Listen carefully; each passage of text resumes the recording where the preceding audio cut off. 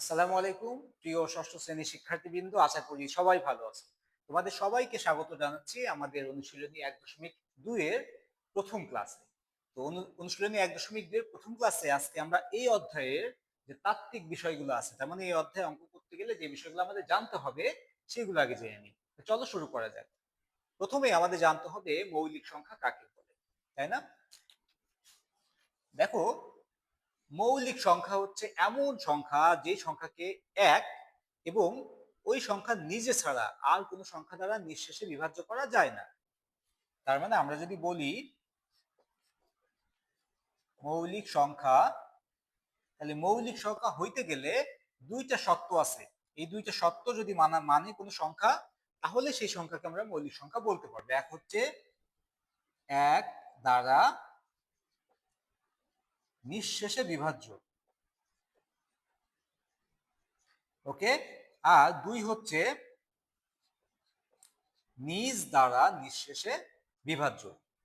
এখন এই যে এক দ্বারা নিঃশেষে বিভাজ্য, পৃথিবীর সকল সংখ্যাই এক দ্বারা নিঃশেষে বিভাজ্য। তার মানে প্রত্যেকটা পৃথিবীর সকল সংখ্যার মধ্যেই কিন্তু মৌলিক সংখ্যার প্রথম 1 নম্বর যে সত্য, এটা বিদ্যমান। কিন্তু এই যে 2 নম্বর সত্য, সেটা নিজ দ্বারা নিঃশেষে বিভাজ্য, আর কোনো সংখ্যা দ্বারা নিঃশেষে ভাগ করা যাবে না। আমরা একটু এক্সাম্পল দেখি। ধরো আমরা নিলাম 2। 2কে তুমি কি কি সংখ্যাতে ভাগ করতে পারবে বলো তো? 2কে যদি আমরা 1 দিয়ে ভাগ করি, 2 অক্ষে 2, ভাগ করা যাবে নিঃশেষে। আবার 2কে ভাগ করতে পারবা 2 দিয়ে, 2 অক্ষে 2। এখন দেখো তো, 2কে আর অন্য কোনো সংখ্যা দিয়ে ভাগ করতে পারবা? নিঃশেষে করা যাবে না। সে আমরা এখন যদি বলি 3, তাহলে 3কে তুমি ভাগ করতে পারো কি দিয়ে? 1 দিয়ে, 3 অক্ষে 3। আবার 3কে তুমি ভাগ করতে পারবা 3 দিয়ে, 3 অক্ষে 3। এখন দেখো তো, 3কে তুমি অন্য কোনো সংখ্যা দিয়ে নিঃশেষে ভাগ করতে পারবা? অন্য কোনো পূর্ণ সংখ্যা দিয়ে পারবা না। আবার আমরা যদি বলি 5, 5কে তুমি 1 দ্বারা ভাগ করতে পারো, 5 অক্ষে 5। আবার 5কে তুমি 5 দ্বারা ভাগ করতে পারো, 5 অক্ষে 5। এই 5কে তুমি 1 আর 5 ছাড়া অন্য আর কোনো পূর্ণ সংখ্যা দিয়ে নিঃশেষে ভাগ করতে পারবা না। আবার আমরা যদি বলি 7, তাহলে 7কে ভাগ করা যায় 1 দিয়ে, 7 অক্ষে 7। আবার 7কে ভাগ করা যায় 7 দিয়ে, 7 অক্ষে 7। এই 7কে তুমি 1 আর 7 ব্যতীত অন্য কোনো পূর্ণ সংখ্যা দিয়ে নিঃশেষে ভাগ করতে পারবে না। তাহলে এই যে সংখ্যাগুলো আমি লিখলাম, এই সংখ্যাগুলোর ভিতরে কিন্তু দুইটা বৈশিষ্ট্যই বিদ্যমান। সে এক দ্বারা নিঃশেষে বিভাজ্য হচ্ছে, আবার নিজ দ্বারা নিঃশেষে বিভাজ্য হচ্ছে। 5 5 দ্বারা নিঃশেষে বিভাজ্য হচ্ছে, 7 7 দ্বারা নিঃশেষে বিভাজ্য হচ্ছে, 3 3 দ্বারা, 2 2 দ্বারা। এই সংখ্যাগুলোকেই বলা হচ্ছে মৌলিক সংখ্যা। তো আশা করি বুঝতে পেরেছো মৌলিক সংখ্যা কাকে বলে। আমি এতগুলো উদাহরণ এই জন্য দিলাম যেন তোমরা খুব ভালোভাবে বুঝতে পারো। ওকে, এখন ধরো আমি নিলাম সংখ্যা একটা 4। 4 কি মৌলিক সংখ্যা হবে? দেখো তো, 4কে তুমি 1 দ্বারা ভাগ করতে পারবা, 4 অক্ষে 4। ওকে, 4কে তুমি 4 দ্বারা ভাগ করতে পারবা, 4 অক্ষে 4। আবার দেখো, 4কে তুমি 2 দ্বারাও ভাগ করতে পারবা, তাহলে 2 দুগুণী 4। তাহলে 4কে দেখো তুমি 1 4 ছাড়াও আরো একটি সংখ্যা দিয়ে নিঃশেষে ভাগ গেছে, তাহলে 4 কিন্তু মৌলিক সংখ্যা হবে না। কারণ এই দুইটা বৈশিষ্ট্যই থাকবে, আর কোনো বৈশিষ্ট্য মানে অন্য কোনো সংখ্যা দ্বারা নিঃশেষে ভাগ যাবে না। কিন্তু 4 কিন্তু অন্য একটা সংখ্যা দিয়ে নিঃশেষে বিভাজ্য হয়েছে, তাহলে 4 কিন্তু মৌলিক সংখ্যা হবে না। একইভাবে আমরা যদি বলি 9, তাহলে 9কে দেখো তুমি কি কি দ্বারা ভাগ করতে পারবা? 1 দ্বারা, 9 দ্বারা, এই দুটো দ্বারা তো পারবাই। এছাড়াও 3 দ্বারা পারবা, 3 তিরিককে 9। তাহলে দেখো 9ও কিন্তু মৌলিক সংখ্যা নয়। তাহলে আশা করি তোমরা বুঝতে পেরেছো মৌলিক সংখ্যা কাকে বলে। এখন কথা হচ্ছে মৌলিক সংখ্যা কয়টি আছে? মৌলিক সংখ্যা কয়টি আছে, তাই না? তোমাদের জন্য একটা ডিজিট লিখে দিব আমি, এই ডিজিট অনুযায়ী মুখস্থ করে রাখবা। ডিজিটটা মোবাইল ফোনের নাম্বারের মতো, 44 22 322 321। আমরা বিভিন্ন ক্লাসে 6 7 8 9 10 এদের বিভিন্ন ক্লাসে এই ডিজিটটা বলে থাকি বারবার। এটা কিন্তু মৌলিক সংখ্যার একটা ডিজিট। হ্যাঁ, 1 থেকে 100 পর্যন্ত মৌলিক সংখ্যা আছে 25টি। 1 থেকে 100 পর্যন্ত মৌলিক সংখ্যা 25টি। এই 25টি হচ্ছে এই সিকুয়েন্সে। দেখো,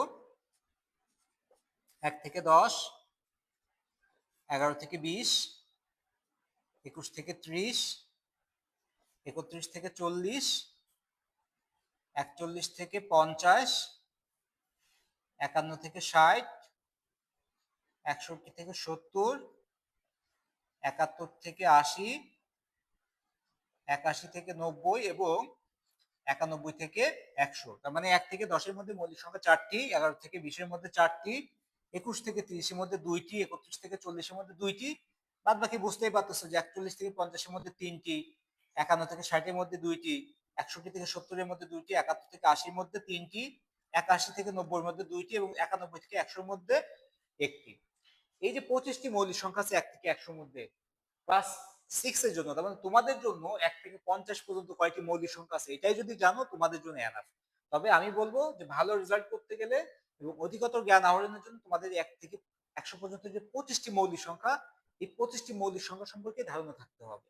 ওকে, আমি 1 থেকে 50 পর্যন্ত তোমাদের এই ক্লাসে লিখে দিই, বাকি যে 50 থেকে 100 পর্যন্ত কয়টি আছে এটা তোমরা বাসায় বসে বের করবা মৌলিক সংখ্যাগুলো। আর যদি কেউ না পারো সেটা আমাদেরকে অবশ্যই কমেন্ট করে জানাবো, আমরা পরবর্তী ক্লাসে ইনশাল্লাহ বাকিগুলা দিয়ে দিব। তাহলে 1 থেকে 50 পর্যন্ত আমরা যদি লিখি, 1 থেকে 10-এর ভিতরে মৌলিক সংখ্যা ছিল 4টি, কি কি? 2, 3, 5, 7। 11 থেকে 20-এর মধ্যে মৌলিক সংখ্যা ছিল 4টি, কি কি? 11, 13, 17, 19। ওকে, 21 থেকে 30-এর মধ্যে মৌলিক সংখ্যা ছিল 2টি, কি কি? 23, 29। ওকে, 31 থেকে 40-এর মধ্যে মৌলিক সংখ্যা ছিল 2টি, কি কি? 31, 37। ওকে, 41 থেকে 50-এর মধ্যে মৌলিক সংখ্যা ছিল 3টি, কি কি? 41, 43 এবং 47। এই যে 1 থেকে 50 পর্যন্ত আমরা কয়টি মৌলিক সংখ্যা পেলাম দেখো তো? 4, 4, 8, 10, 12 আর 3, 15। এই যে 15টা মৌলিক সংখ্যা, এটা তোমাদের জন্য খুব বেশি ইম্পর্টেন্ট, এটা তোমাদের মাথায় রাখতে হবে। এবং এই যে বাকি যে 50 থেকে 100 পর্যন্ত 10টি আছে, তোমরা বাসায় বসে এগুলা ট্রাই করবা। ওকে, তাহলে মৌলিক সংখ্যা কি আমরা কিন্তু জেনে গেলাম। এখন আমাদের জানতে হবে যৌগিক সংখ্যা। তাহলে মৌলিক সংখ্যার উল্টাটা হচ্ছে যৌগিক সংখ্যা। তার মানে মৌলিক সংখ্যার ক্ষেত্রে যে সংখ্যাগুলো এই দুইটা বৈশিষ্ট্য আছে, 1 এবং নিজ ছাড়া আর কোনো সংখ্যা দ্বারা নিঃশেষে ভাগ যাবে না, এটা হচ্ছে মৌলিক সংখ্যা। আর যৌগিক সংখ্যা হচ্ছে এই দুইটা ছাড়াও সে আরো অন্য সংখ্যা দ্বারা ভাগ যাবে। যেমন একটু আগে আমি উদাহরণে 4 দেখালাম, 9 দেখালাম, যেমন 4-কে 1, 4 ছাড়াও 2 দ্বারা ভাগ করা যায়, 9-কে 1 আর 9 ছাড়াও 3 দ্বারা ভাগ করা যায়। তাহলে 4, 9 এগুলো সবই যৌগিক সংখ্যা। আচ্ছা, এখানে একটা কথা, সেটা হচ্ছে এই 1 কিন্তু কোনো মৌলিক সংখ্যা নয়। মৌলিক সংখ্যা সর্বনিম্ন বা সবচেয়ে ছোট মৌলিক সংখ্যা হচ্ছে 2, আর একমাত্র জোড় মৌলিক সংখ্যাও 2। এটা তোমাদের এমসিকিউতে আসতে পারে যে সবচেয়ে ক্ষুদ্র মৌলিক সংখ্যা কোনটি, সেটা হচ্ছে 2। আবার এটা যদি একটু ঘুরে আসে যে জোড় মৌলিক সংখ্যা কোনটি, সেটাও হবে 2। 1 কোনো মৌলিক সংখ্যা নয়, 1 হচ্ছে স্বাভাবিক সংখ্যা। ওকে, তাহলে আমরা দেখি যৌগিক সংখ্যা এখন। তাহলে যৌগিক সংখ্যা হচ্ছে যে সংখ্যা 1 এবং ওই নিজ ছাড়াও আরো অন্য সংখ্যা দ্বারা নিঃশেষে বিভাজ্য, তাকে বলা হচ্ছে যৌগিক সংখ্যা। তার মানে মৌলিক সংখ্যা ছাড়া বাকি যে সংখ্যাগুলো আছে সবগুলাই হবে যৌগিক সংখ্যা। যেমন ধরো আমরা 1 থেকে 10 পর্যন্ত যে 4টি মৌলিক সংখ্যা পেয়েছিলাম, কি কি? 2, 3, 5, 7। আর 1 হচ্ছে মৌলিকও নয়, যৌগিকও নয়, 1 হচ্ছে একটি স্বাভাবিক সংখ্যা, পূর্ণ স্বাভাবিক সংখ্যা। তাহলে 1 থেকে 10-এর মধ্যে 4টি পাইছি মৌলিক আর 1 বাদ, তাহলে কয়টা? 5টা গেল। বাকি থাকলো কি দেখো তো? 4 আছে, 6 আছে, তারপরে কি আছে? 4, 6, 8 আছে, 9 আছে, 10 আছে। 1 থেকে 10-এর মধ্যে 4টি মৌলিক পাইছি, মৌলিক বাদে বাকি যে সংখ্যাগুলো আছে সবগুলোই যৌগিক সংখ্যা। কেন? কারণ 4-কে দেখো তুমি কি কি দ্বারা ভাগ করতে পারবা? 1 দ্বারা ভাগ করতে পারবা, 2 দ্বারা ভাগ করতে পারবা, 4 দ্বারা ভাগ করতে পারবা। তাহলে দেখো এর ভাজক 2 এর বেশি, তার মানে 1 আর 4 ছাড়াও আরো ভাজক আছে। একইভাবে 6-কে ভাগ করতে পারবা 1 দ্বারা, 2 দ্বারা, 3 দ্বারা, 6 দ্বারা। 8-কে ভাগ করতে পারবা 1 দ্বারা, 2 দ্বারা, 4 দ্বারা, 8 দ্বারা। 9-কে ভাগ করতে পারবে 1 দ্বারা, 3 দ্বারা, 9 দ্বারা। 10-কে 1 দ্বারা, 2 দ্বারা, 5 দ্বারা, 10 দ্বারা। তার মানে আমরা খুব সহজভাবে বলতে পারি যে মৌলিক সংখ্যা ব্যতীত বাকি যত সংখ্যা আছে সবগুলো সংখ্যাই হবে যৌগিক সংখ্যা। এবং যৌগিক সংখ্যার বৈশিষ্ট্য হচ্ছে এই সংখ্যার 2 এর অধিক গুণনীয়ক থাকে। গুণনীয়ক তো তো আশা করি তোমরা জানো যে গুণনীয়ক কি, যেটাকে আমরা ক্লাস 5-এ তোমরা শিখেছো ভাজ্য, তাই না? ভাজ্য আর ভাজক, তাহলে এটাকে বলে ভাজক, তাই না? ভাজককে আমরা বলি হচ্ছে গুণনীয়ক। তাহলে যে সংখ্যা 2 এর অধিক গুণনীয়ক থাকবে সেই সংখ্যাগুলোকে বলা হয় যৌগিক সংখ্যা। ওকে, আশা করি তোমরা ভালোভাবে বুঝতে পারছো। এখন আমরা দেখি সহমৌলিক সংখ্যা কাকে বলে। দেখো এই যে সহমৌলিক, এই লেখার মধ্যে আছে মৌলিক কথাটি, তাই না? তাহলে আমরা বুঝতে পারতেছি মৌলিক সংখ্যার সাথে কিছুটা মিলের পেয়ে যাব আমরা। ওকে,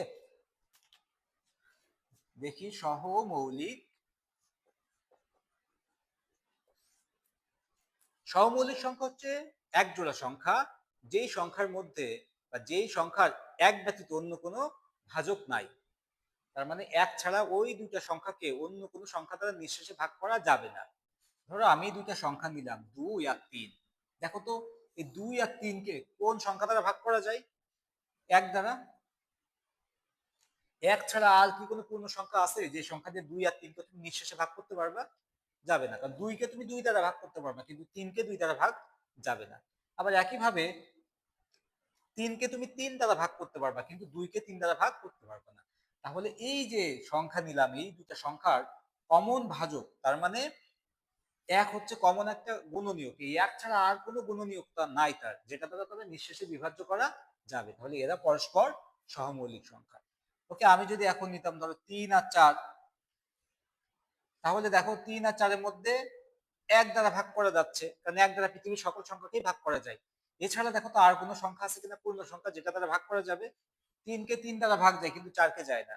4 কে 2 দ্বারা ভাগ যায়, 3 কে যায় না। 4 কে 4 দ্বারা ভাগ যায়, 3 কে যায় না। তাহলে এরাও পরস্পর সহমৌলিক সংখ্যা।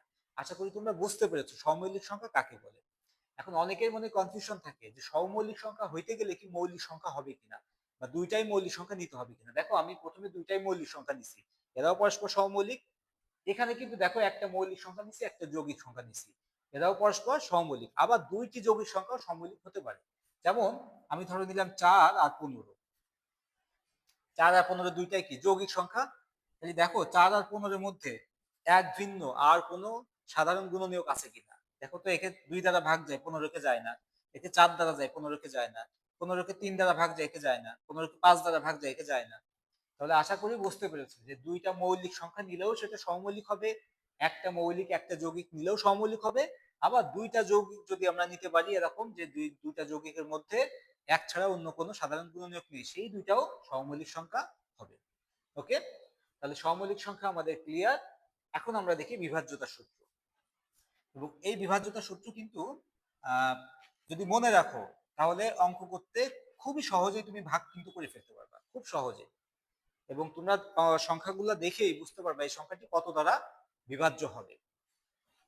তাহলে আমরা দেখি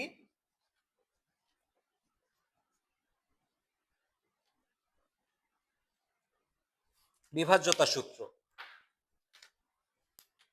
ওকে, বিভাজ্যতা সূত্র হচ্ছে, আমরা তোমাদের বইতে ধরো 1 থেকে 10 পর্যন্ত যে সংখ্যাগুলো আছে সেটা হচ্ছে 1, 2, 3, 4, 5, 6, 7, 8, 9, 10, তাই না? আমরা বিভাজ্যতা সূত্র শিখবো হচ্ছে 2, 3, 4, 5, 6, 8, 9। একে শিখবো না, কারণ কি? কারণ এক পৃথিবীর সকল সংখ্যাকে ভাগ করা যায় এক দিয়ে, তাহলে একের কোনো বিভাজ্যতা সূত্র লাগে না। ওকে, আর সাথে শিখবো না কারণ সাথে স্পেসিফিক কোনো বিভাজ্যতা সূত্র হয় না। ঠিক আছে, তাহলে বাকি যে সংখ্যাগুলো আছে 2, 3, 4, 5, 6, 8, 9 এইগুলো আমরা দেখবো যে বিভাজ্যতা সূত্র কি হয়। তাহলে প্রথমে আমরা দেখবো যে 2 দ্বারা বিভাজ্য। আমরা যদি এক কথায় লিখি পৃথিবীর সকল জোড় সংখ্যা 2 দ্বারা বিভাজ্য, তার মানে সকল জোড় সংখ্যা 2 দ্বারা নিঃশেষে বিভাজ্য।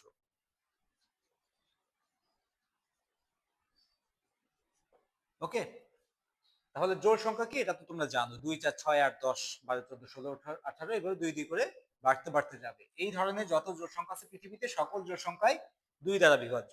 তাহলে দেখো জোড় সংখ্যার একটা বৈশিষ্ট্য আছে, সেটা হচ্ছে দুই জোড় সংখ্যার শেষে বা একক স্থানে সেটা কি বসে। দেখো তো জোড় সংখ্যার শেষে 2 বসে, 4 বসে, 6 বসে, 8 বসে, 0 বসে।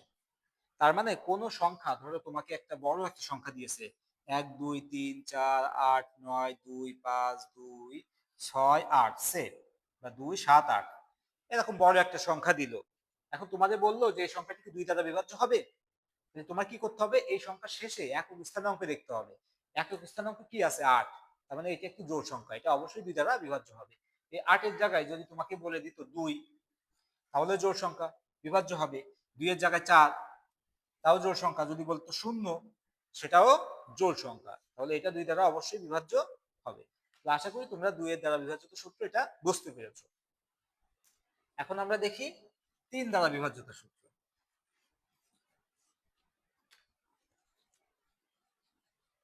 3 দ্বারা বিভাজ্য, ওকে। 3 দ্বারা বিভাজ্যতা সূত্র হচ্ছে কোনো একটি সংখ্যার অঙ্কগুলোর যোগফল যদি 3 দ্বারা ভাগ করা যায়। ধরো আমি একদম ছোট একটা উদাহরণ দিই, 27। 27 একটি 2 অঙ্ক বিশিষ্ট সংখ্যা। 27 এর অঙ্ক দুইটা যোগ করো, 7 আর 2 9। তাহলে দেখো তো 9 কি 3 দ্বারা বিভাজ্য? অবশ্যই 9 3 দ্বারা বিভাজ্য। 3 3 9, তাহলে 27 কে তুমি 3 দ্বারা ভাগ করতে পারবা। একটু বড় সংখ্যায় যদি যাই, সে ধরো 147। তোমাকে বললে 147 কি 3 দ্বারা বিভাজ্য? তাহলে ভাগ করে দেখতে হবে, তাই না? ভাগ করে দেখতে গেলে তো সময় লাগবে। তাহলে তোমার কি কাজ, যে এই যে সংখ্যার, এই সংখ্যার অঙ্কগুলো যোগ করতে হবে। সংখ্যার অঙ্ক কি আছে? 7 4 1। তাহলে 7 আর 4 11, 11 আর 1 12। দেখো তো 12 কে 3 দ্বারা ভাগ করা যায় কিনা? যায়। 3 এ 4 12। তাহলে এই 147 কিন্তু 3 দ্বারা বিভাজ্য। আমরা একটু দেখি প্রমাণটা 3 দ্বারা কিরকম বিভাজ্য এটা। একে 3 দ্বারা ভাগ করো, তাহলে 1 এর মধ্যে জানে, 14 এর মধ্যে যাবে, 3 এ 4 12 থাকে কত? 14 থেকে 12 গেলে 2, এই 7 নামাও 27। দেখো 3 নং 27। আশা করি বুঝতে পেরেছো। তাহলে যত বড়ই সংখ্যা দিক না কেন, ধরো তোমাকে একটি সংখ্যা দিল 1 2 7 8 9 2 5 সে, তোমাকে বললো যে এই সংখ্যাটি 3 দ্বারা বিভাজ্য কিনা। এখন তুমি, তোমার কাজ কি, যে এই সংখ্যার অঙ্কগুলো যোগ করবা। সেই যোগফল যদি 3 দ্বারা ভাগ করা যায়, তাহলে সংখ্যাটি 3 দ্বারা বিভাজ্য। আমরা দেখি, 5 আর 2 7, 7 আর 9 16, 16 আর 8 24, 24 আর 7 31, 31 আর 2 33, 33 আর 1 34। আচ্ছা 34 যেহেতু, তাহলে 3 দ্বারা কি 34 ভাগ করা যায়? 3 11 33 ভাগ করা কিন্তু যায় না, তাহলে এই সংখ্যাটি কিন্তু 3 দ্বারা বিভাজ্য নয়। এখন যদি সে এখানে 1 থাকতো, তাহলে কত হতো দেখো তো? তাহলে 33 হতো। 5 আর 2 7, 7 না 16 আর 24 আর 7 31 32 33। 33 তো 3 দ্বারা ভাগ যায়, তাই না? 3 11 33, তাহলে এই সংখ্যাটি 3 দ্বারা বিভাজ্য। আমরা কি দেখি 3 দ্বারা বিভাজ্য কিনা। ওকে, 11 এর মধ্যে 3 যাবে 3 বার, 3 3 9, 11 থেকে 9 গেলে থাকে 2 7 27, তাহলে 3 নং 27।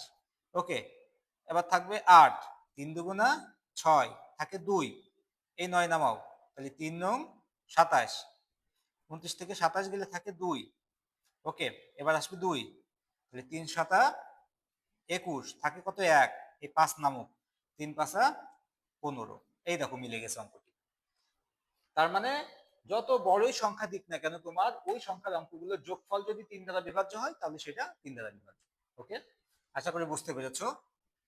এখন আমরা দেখি 4 দ্বারা বিভাজ্যতা সূত্র।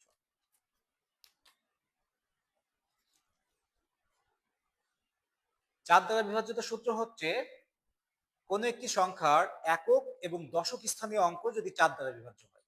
এমনিতে নরমালি 2 অঙ্ক বিশিষ্ট সংখ্যাগুলো তো আমরা জানি। ধরো 44 সে 24, তার মানে এই যে 2 অঙ্ক বিশিষ্ট, এগুলো তো 4 দ্বারা বিভাজ্য। 4 6 24, 4 11 44। এই ছোট ছোট সংখ্যাগুলো তো আমরা এমনি দেখেই বলতে পারি। এখন যদি তোমাকে বড় কোনো সংখ্যা দিয়ে দিই, ধরো তোমাকে বললো 1 2 3 7 8 9 2 8 সে, এই সংখ্যাটি 4 দ্বারা বিভাজ্য কিনা দেখো। তাহলে তোমার কি কাজ, সেটা হচ্ছে যত বড় সংখ্যা দিক না কেন, একক এবং দশক স্থানীয় অঙ্ক দেখতে হবে। একক আর দশক স্থানীয় অঙ্ক মিলে কত হয়েছে? 28। এই 28 কি 4 দ্বারা ভাগ করা যায় কিনা? 4 7 28 যায়, তাহলে এই পুরো সংখ্যাটিকে 4 দ্বারা ভাগ করা যাবে। আমরা একটু দেখি,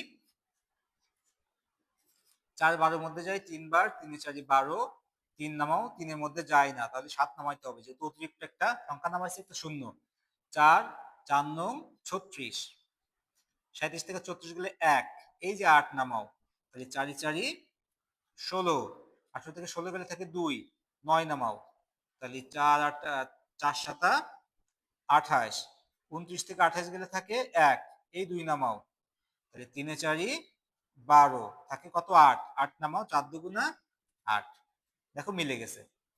তাহলে এটা মাস্ট মিলে যাবে, কারণ যদি কোনো সংখ্যা শেষ দুইটা অঙ্ক একক স্থানে অঙ্ক দশক স্থানে অঙ্ক দ্বারা গঠিত যে সংখ্যা হচ্ছে সেটা হচ্ছে 28, তাহলে 4 দ্বারা বিভাজ্য বিভাজ্য। এখন যদি এখানে 27 হতো 27 হতো বা 25 হতো, তাহলে কিন্তু এই যে 27 বা 25 4 দ্বারা বিভাজ্য নয়, তাহলে এই সংখ্যাটি 4 দ্বারা বিভাজ্য হবে।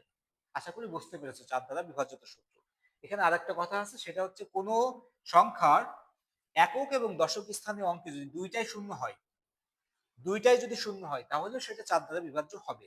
যদি একটা শূন্য হয় তাহলে কিন্তু 4 দ্বারা বিভাজ্য হতেও পারে, নাও পারে, তাই না? হওয়ার সম্ভাবনা নাই। কিন্তু যদি দুইটাই শূন্য হয় তাহলে সেটা মাস্ট 4 দ্বারা বিভাজ্য হবেই। বোঝা গেছে যে কোন একটি সংখ্যার একক এবং দশক স্থানীয় অঙ্কে দুইটাই যদি শূন্য হয় তাহলে সেটা 4 দ্বারা বিভাজ্য হবে। ওকে, তাহলে 4 দ্বারা বিভাজ্যতা সূত্র শেষ। আমরা এখন দেখি 5 দ্বারা বিভাজ্যতা সূত্র। 5 দ্বারা বিভাজ্যতা সূত্র হচ্ছে কোন সংখ্যার শেষে যদি 0 অথবা 5 থাকে। কি থাকবে? 0 অথবা 5। একটা সংখ্যা দিল, ধরো 232 78 33 0 সে, এই একটা সংখ্যা। এই সংখ্যা শেষে কি আছে? 0 আছে, তাহলে এটা 5 দ্বারা বিভাজ্য হবে। এই সংখ্যা শেষে যদি 5 থাকতো তাও সেটা 5 দ্বারা বিভাজ্য হতো। 0 আর 5 ব্যতীত অন্য কোনো অঙ্ক থাকলেই এটা আর 5 দ্বারা বিভাজ্য হবে না। আশা করি 5 দ্বারা বিভাজ্যতা সূত্র বুঝতে পেরেছো। কোন সংখ্যার শেষে 0 আর 5 থাকলেই কেবল 5 দ্বারা বিভাজ্য হবে। ওকে, এখন আমরা দেখি 6 দ্বারা বিভাজ্যতা সূত্র। 6 দ্বারা বিভাজ্যতা সূত্র হচ্ছে কোনো একটি সংখ্যা যদি 2 দ্বারা এবং 3 দ্বারা বিভাজ্য হয় তাহলে সেটা হচ্ছে 6 দ্বারা বিভাজ্য হবে। তাহলে দেখো 2 দ্বারা বিভাজ্যতা সূত্র কি ছিল? জোড় সংখ্যা। আর 3 দ্বারা বিভাজ্যতা সূত্র কি ছিল? অঙ্কগুলোর যোগফল 3 দ্বারা বিভাজ্য। যে কোনো একটি সংখ্যা যদি 2 দ্বারাও ভাগ করা যায়, 3 দ্বারাও ভাগ করা যায়, তখন সেই সংখ্যাটিকে 6 দ্বারা ভাগ করা যাবে। আর 2 দ্বারা ভাগ করা যায় কিভাবে, 3 দ্বারা ভাগ করা যায় কিভাবে, এটা কিন্তু আমরা আলোচনা করে ফেলেছি। আশা করি বুঝতে পেরেছো কিভাবে দেখতে হবে। ধরো 147, 147কে আমরা 3 দ্বারা ভাগ করতে পারি, কারণ কি 7 4 11 আর 12 অঙ্কগুলোর যোগফল 12, 3 দ্বারা বিভাজ্য। একটা ক্রাইটেরিয়া মানছে সে 3 দ্বারা ভাগ হবে, কিন্তু 2 দ্বারা কি ভাগ করা যায়? যায় না, কারণ শেষে আছে 7, 7 তো জোড় সংখ্যা নয়।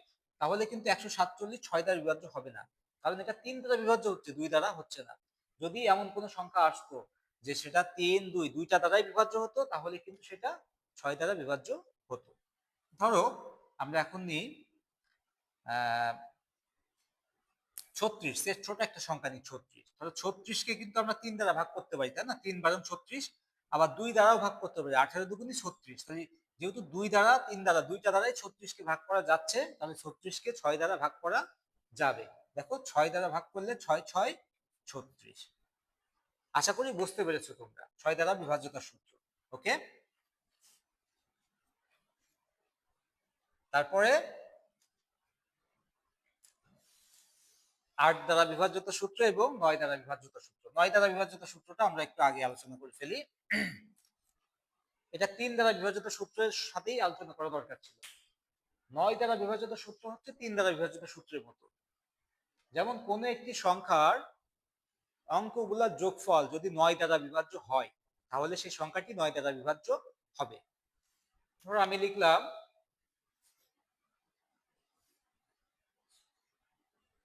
378। 378 কি 9 দ্বারা বিভাজ্য হবে কি হবে না, আমরা কিভাবে বুঝবো?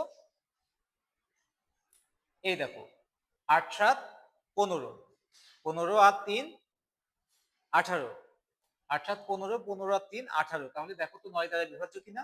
18 অবশ্যই 9 দ্বারা বিভাজ্য। তাহলে এই সংখ্যাটিও 9 দ্বারা বিভাজ্য হবে। আশা করি বুঝতে পেরেছো। আর যদি এখানে সে আমি এখানে দিয়ে দিতাম 7 এর জায়গায় 6 দিয়ে দিলাম সে, তাহলে কত হচ্ছে? 8 6 14 আর 3 17। 17কে কিন্তু 9 দ্বারা ভাগ করা যায় না, তাহলে এই সংখ্যাটি 9 দ্বারা বিভাজ্য হতো না। তাহলে 9 দ্বারা বিভাজ্যতার সূত্র আশা করি বুঝতে পেরেছো। আমাদের বাকি থাকলো কোনটি? 8 দ্বারা বিভাজ্যতার সূত্র, তাই না? আচ্ছা, এইটা তোমাদের আমি হোমওয়ার্ক দিয়েছি। 8 দ্বারা যে বিভাজ্যতার সূত্র আছে এটা তোমরা বাসায় বসে করবা, তোমাদের বইয়ে কিন্তু দেওয়া আছে। তবুও যদি তোমরা বুঝতে না পারো অবশ্যই আমাদেরকে কমেন্ট করে জানাবা, আমরা পরবর্তী ক্লাসে এটা বুঝাই দিব ইনশাআল্লাহ। ওকে, তো পরবর্তী ক্লাসে আমরা 1.2 এর যে মূল অনুশীলনী যে অঙ্কগুলো আছে সেগুলো শুরু করব। তো ক্লাস দেখার অগ্রিম শুভকামনা থাকলো এবং ক্লাস দেখার আমন্ত্রণ জানিয়ে আজকের মতো বিদায় নিচ্ছি। আল্লাহ হাফেজ।